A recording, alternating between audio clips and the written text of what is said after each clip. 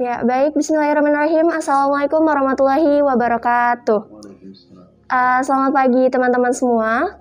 Kembali lagi di komunitas Ngopimen, di mana komunitas ini berkepanjangan ngobrol perkara iman dan keberagaman, di mana Ngopimen ini bergerak dalam bidang moderasi beragama juga, Pak, di kalangan siswa-siswi MAN 2 Jakarta. Baik. Sebelumnya, dalam episode kali ini kita kedatangan tamu spesial, di mana kita kedatangan Kepala Kementerian Agama Kota Jakarta Timur, yaitu Bapak Haji Zulkarnain SAG M.Hum. Baik, bagaimana Bapak kabarnya? Baik, alhamdulillah. Assalamualaikum warahmatullahi wabarakatuh. Iya. Menyapa sahabat-sahabat ya, apa? Boleh. Guys atau sahabat atau apa? Mungkin guys aja kali guys, ya. Baik. Guys. Baik, alhamdulillah sehat atas izin dan takdir Allah, atas doa kita bersama di tengah pandemi COVID-19 ini ya. Iya. Oke, ini bagus banget ini. Ngopimen ya. Iya, ya. Ngopimen. Kalau ngopi kan biasanya biar gak ngantuk ya. Betul, Tapi Pak. membahas tentang keimanan, baik. Gimana Pak perjalanan dari kantor menuju sini, apakah lancar? Alhamdulillah lancar, karena saat ini kan sedang PPKM dan DKI Jakarta pada level keempat saat ini ya. Jadi semua perkantoran kecuali yang esensial dan kritikal itu memang harus off 100%. Oke. Jadi lancar. Alhamdulillah lancar ya Pak. Baik Pak, mumpung kita udah di kamera nih Pak, mungkin Bapak bisa menyapa dulu teman-teman kita. Baik, Assalamualaikum warahmatullahi wabarakatuh. Halo guys, saat ini kita di Ngopimen, kita bahas tentang moderasi beragama. Terima kasih atas undangannya, semoga bermanfaat untuk kita semua. Baik, oke. Kita masuk, sebelumnya saya juga mau mengucapkan terima kasih ya Bapak, sudah meluangkan waktunya di tengah kesibukan Bapak, telah meluangkan waktu ke MAN 2 Jakarta, di mana pasti sibuk banget ya Pak.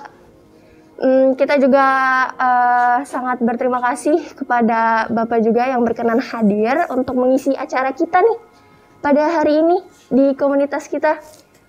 Oke Pak, langsung masuk ke pertanyaan aja Pak. Baik, oke. Boleh? Bagus banget pertanyaannya. Oh, belum ya, Pak. belum ya. Pak Zulkarnain ini sangat bersemangat ya guys. Oke, baik.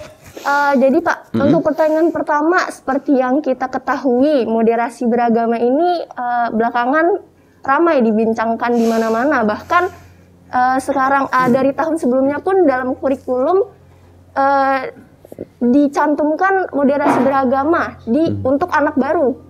Betul ya Pak? Betul. Namun masih banyak teman-teman kita mungkin yang belum paham apa sih arti moderasi beragama itu. Nah, menurut Bapak, moderasi beragama itu seperti apa sih, Pak? Baik, moderasi beragama itu moderat ya, berada pada tengah-tengah. Kalau dalam etimologinya itu berasal dari bahasa Yunani kalau tidak salah, moderatio. Jadi artinya tidak berkelebihan dan tidak juga kekurangan. Berarti pada posisi yang stabil tengah-tengah. Jadi dalam agama Islam, moderasi beragama itu adalah cara pandang kita, sikap dan perilaku kita dalam memahami sebuah ajaran agama ya. Jadi ajaran agama yang kita pahami itu adalah wasatiyah, berada pada posisi yang tengah-tengah. Kemudian cara kita, bahkan Menteri Agama Republik Indonesia Pak Fakhrul Razi telah mengatakan bahwa yang kita moderatkan itu bukan agamanya, agama sudah sempurna.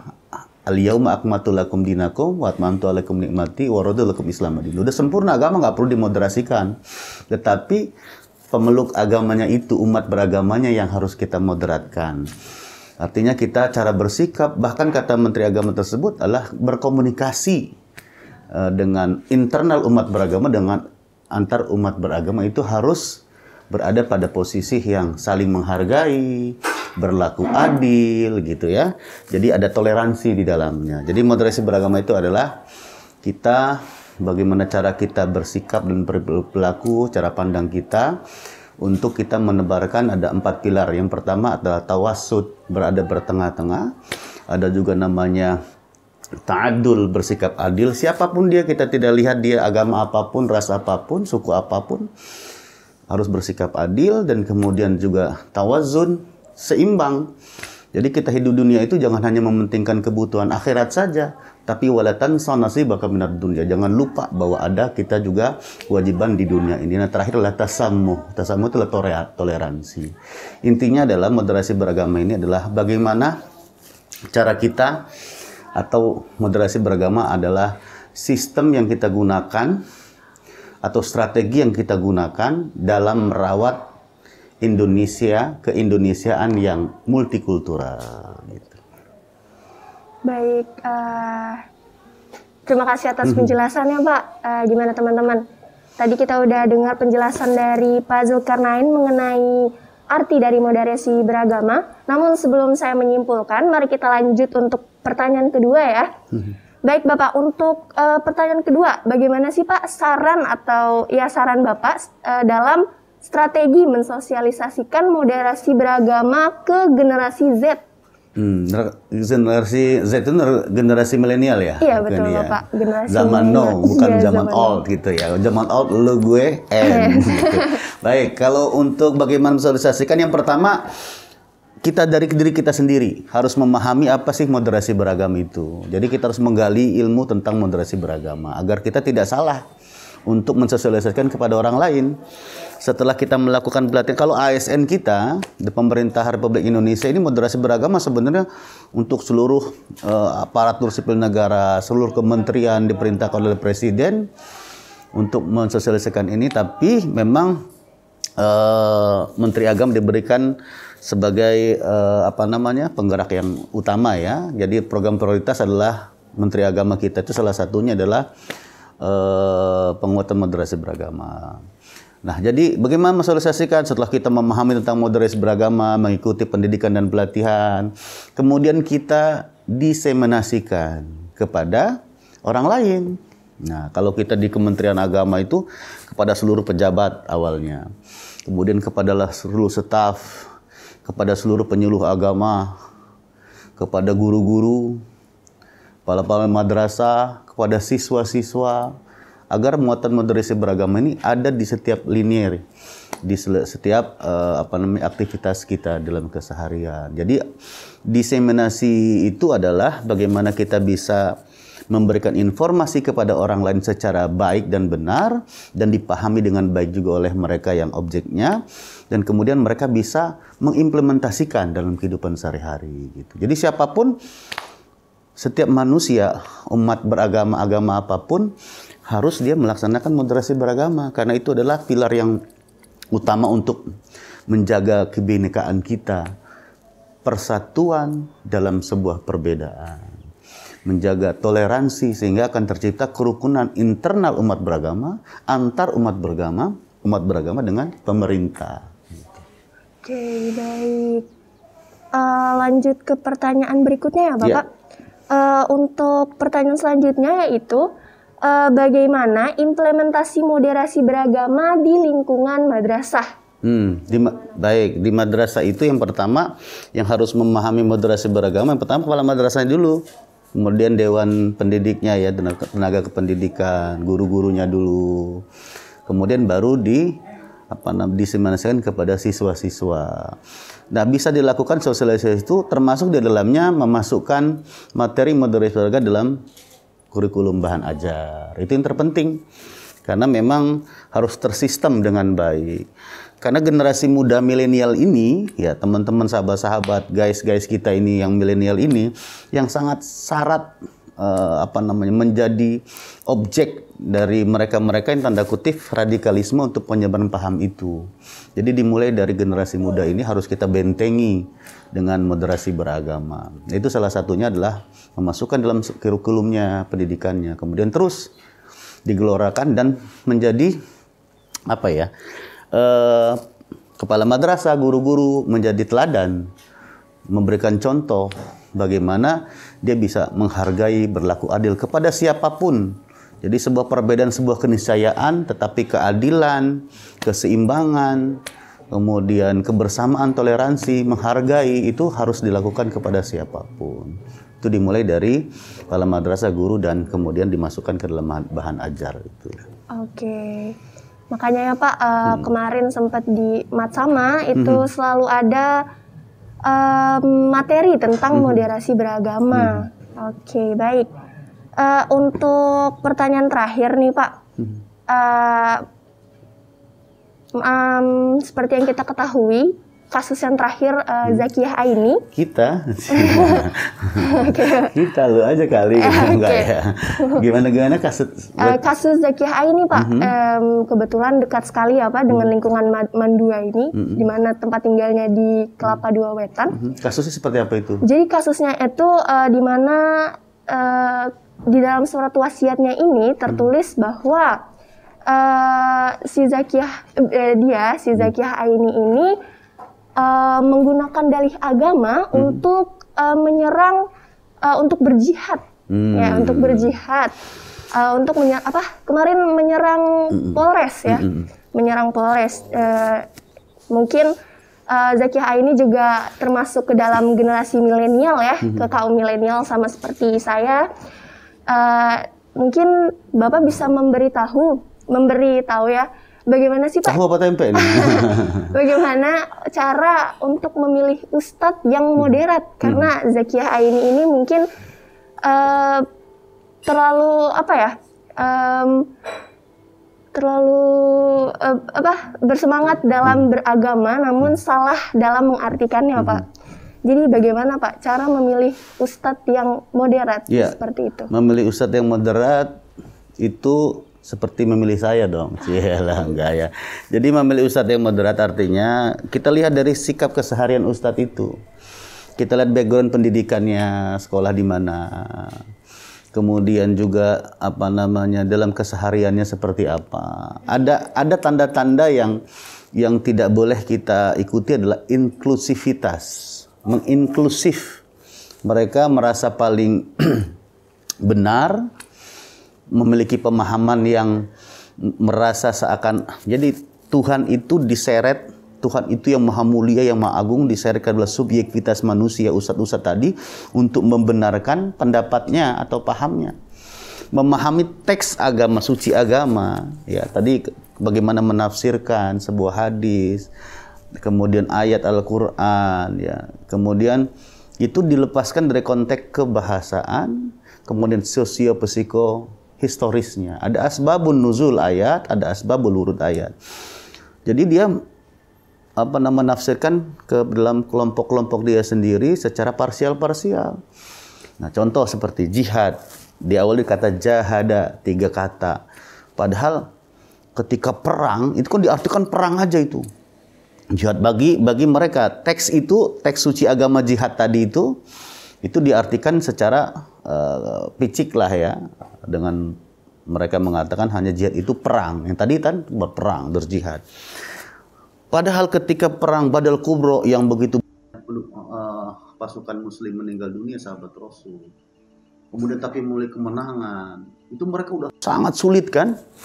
Tapi Rasul mengatakan roja'na min jihadil asghar ila jihadil akbar. Kita pulang dari jihad yang kecil menuju jihad yang lebih gede lagi. Ini aja pasukan udah banyak meninggal. Gimana lagi? Waduh, berat banget. Ternyata jihadnya itu adalah mujahadatun nafs, melawan hawa nafsu, yaitu berpuasa. Itu penafsiran jihad tuh macam-macam. Bahkan dalam sebuah ayat dikatakan wa tujahiduna bi amwalikum wa anfusikum. Ternyata jihad yang pertama diinginkan Allah itu dengan harta, kemampuan kita finansial. Kita mau perang, gitu, nggak punya senjata, nggak punya peralatan perang yang mahal-mahal, ya buat apa? Percuma.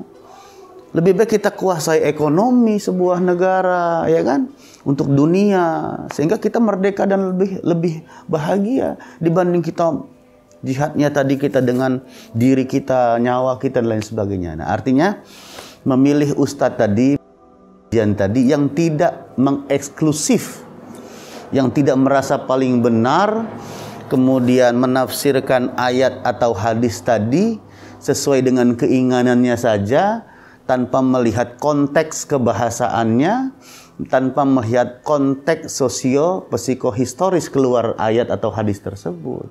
Jadi kelihatan nanti apa-apa mengatakan ini kafir, nggak benar. Nah, itu nggak boleh kita ikuti. Padahal Islam itu rahmatan lil alamin wa marsalnaka illa rahmatan lil alamin. Nabi Muhammad itu diutus untuk rahmat bagi seluruh alam semesta, tidak hanya manusia, tidak hanya umat Islam, tapi seluruh alam semesta. Tapi bagi mereka yang memiliki aliran radikal tadi ya, aliran radikal yang tadi jihad itu ada ciri-cirinya. Ciri-cirinya itulah merasa paling benar, orang lain salah, takfiri. Akhirnya nanti ada khilafah dan lain sebagainya. Akhirnya anti Pancasila, anti NKRI, takfiri, kemudian pengen membuat negara sendiri gitu. Itu yang tidak boleh. Jadi ustadz itu dilihat dari background pendidikan dan kemudian dari apakah dia mengeksklusif dan selalu menyalahkan orang lain dengan dalil-dalil agama. Padahal agama itu mengajak kepada kedamaian. Semua agama cinta kasih loh. Masya Allah ya guys, tadi penjelasan dari Bapak Zulkarnain sangat jelas ya. Bapak mungkin bisa minum dulu. Oh iya. Silakan diminum Bapak. Bismillahirrahmanirrahim. Mantap kopinya ini ya. Alhamdulillah, sesuai dengan nama komunitas kita ya Pak. Komunitas apa namanya? Ngopi Men. Ngobrol perkara iman dan keberagaman. Tadi Mbak Hindun ya? Iya Pak, betul. Harusnya dirubah nama, jangan Hindun. Jadi apa tuh Pak? Ida. Kenapa Pak? Ida dari tak bersayap. Aduh, Masya Allah. Masya Allah. Jadi kalau mau pilih jodoh men, guys, itu orang yang soleha seperti beliau ini. Masya Allah. Dapat tambahan ya guys. Oke Bapak, terima kasih atas penjelasannya. Baik, terima kasih. Sangat mudah dimengerti dan sangat bermanfaat juga bagi kita semua ya teman-teman. Mungkin bisa di ini Pak, bukan komunitas, jadi ikut-ikutan komunitas kan. Sosial media Pak, sosial media Pak Zulkarnain. Oke, siap. Mungkin bisa diberitahu ke teman-teman kita. Baik, kita di Kementerian Agama Kota Resmi Jakarta Timur ya. Ada Instagram, apa Instagram kita? Kemenak Jaktim. Kemenak Jaktim. Ya, YouTube juga Kemenak Jaktim. Tapi kalau pribadi saya ada namanya Cerita Bang Zul.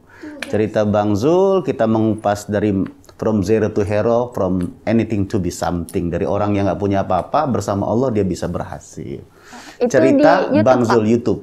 Tuh di YouTube guys. Jangan Nanti lupa subscribe, ya, like, and comment. Komen, keren. Karena subscribe itu gratis ya. Iya, betul. Jangan lupa tombol merah. Oh iya benar, tombol merah. Dipencet loncengnya juga. Oke, betul.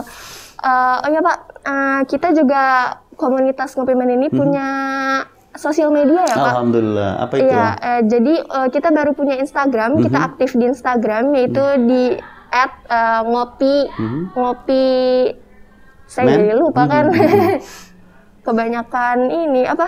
Kebanyakan Instagram ya. Iya, Instagram ini. Sebentar. man2_ngopi.men. Oke. Ya, di situ kita teman-teman juga, iya, teman-teman juga udah tahu ya, jangan lupa di follow. Terus